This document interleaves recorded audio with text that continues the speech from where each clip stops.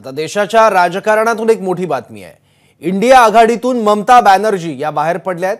पश्चिम बंगालमध्ये तृणमूल काँग्रेस स्वबळावर आता लढणार आहे। निवडणुकीआधीच इंडिया आघाडीत ही मोठी फूट बघायला मिळते।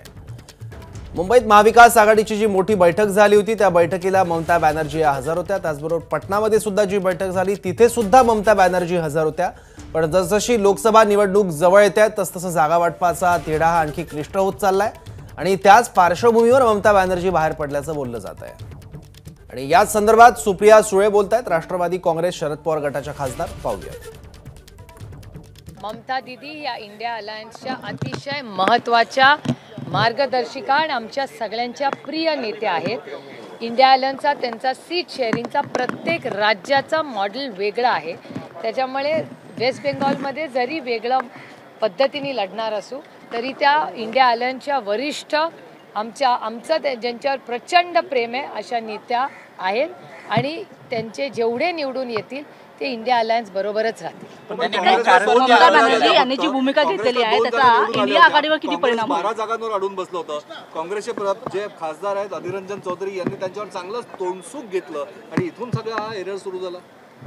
नाही, मला नाही सांगता येणार कारण का वेस्ट बेंगॉलमध्ये काय ग्राउंडमध्ये चाललं आहे ह्याची मला फारशी माहिती नाही। कारण का मी बारामती लोकसभा मतदारसंघ आणि महाराष्ट्रात जे प्रश्न आहेत महागाईचे बेरोजगारीचे मोठी आव्हानं आहेत महाराष्ट्राच्या समोर। आरक्षणाचं एक खूप मोठं आव्हान जे महाराष्ट्र सरकार त्याच्यातून मार्ग काढत नाही आहे। त्यातून अंगणवाडी भगिनी यांचंही आंदोलन होणार आहे। त्याच्यामुळे महाराष्ट्राच्या समोर प्रचंड आव्हानं आहेत। त्याच्यामुळे वेस्ट बेंगॉलची ग्राउंड रियालिटी मला माहिती नाही पण ममता दीदी या आमच्या ज्येष्ठ मार्गदर्शिका आहेत। आमचा त्यांच्यावर प्रचंड प्रेम आणि विश्वास आहे आणि मला नक्की माहिती आहे की त्या पूर्ण ताकदीने भारतीय जनता पक्षाच्या विरोधात लढतील आणि जशा गेले 10 वर्ष त्या आमच्याच बरोबर बसतात पार्लमेंटमध्ये तशाच आम्ही एकत्र सत्तेत येऊ आणि आम्ही या देशाची सेवा करू। इंडिया आघाडीवर आता किती परिणाम होईल? सोबत लढाई तर लढावी लागणारच आहे। मात्र खास करून त्यांनी काँग्रेसवरती आरोप केलेले आहेत। अगदी राहुल गांधींची त्यांच्या राज्यात जाते मात्र या यात्रेबद्दलचं कुठेही निमंत्रण किंवा कुठलेही इंटिमेशन मला करण्यात आलं नाही असंही त्यांनी म्हटलं। ठीक आहे, मतभेद असू शकतात पण आमच्यात मनभेद नाही।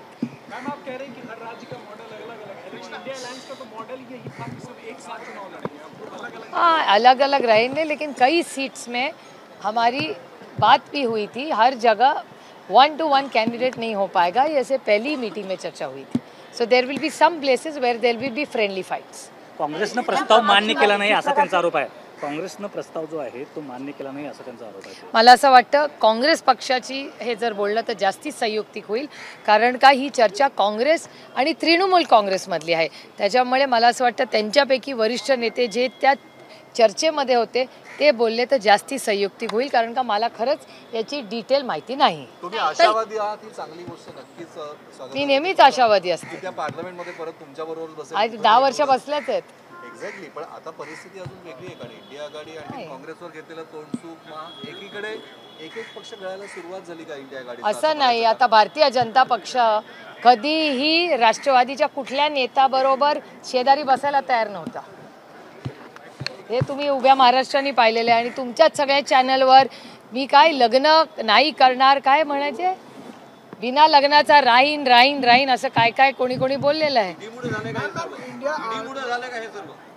सगळंच क्रेडिट या देशाला ईडीला मिळावं लागलं असेल तर मग रामकृष्ण हरी। ईडीच्या अनुषंगाने आणखी एक प्रश्न आहे। ममता बनर्जी का अकेले वेस्ट बंगाल से लड़ना इंडिया अलायंस के लिए वो कितना घातक होगा और उसका दूसरे के लिए कोई फायदा होगा? बिल्कुल घातक नहीं है, बीजेपी के लिए घाटा ही घाटा है।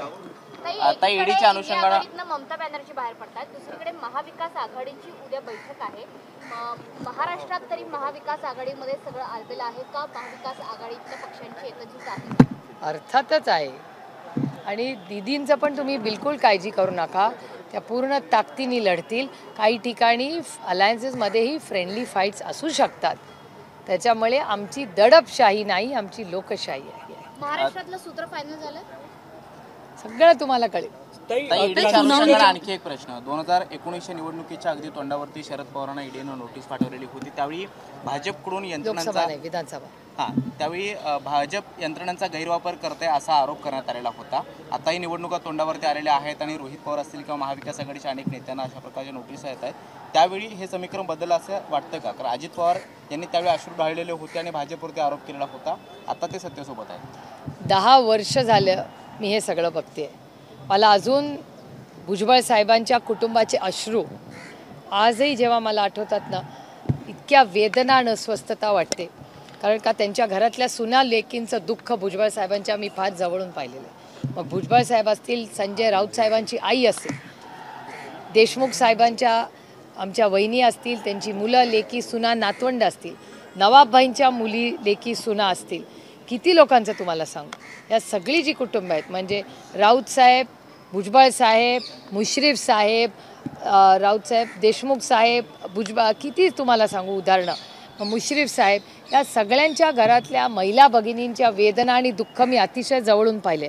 अनेक वेळा त्यांच्याबरोबर कोर्टात जाईल मी गेलेली आहे. अनेक वेळा आर्थर रोड जेलमध्ये आम्ही सगळ्या गेलेलो आहोत.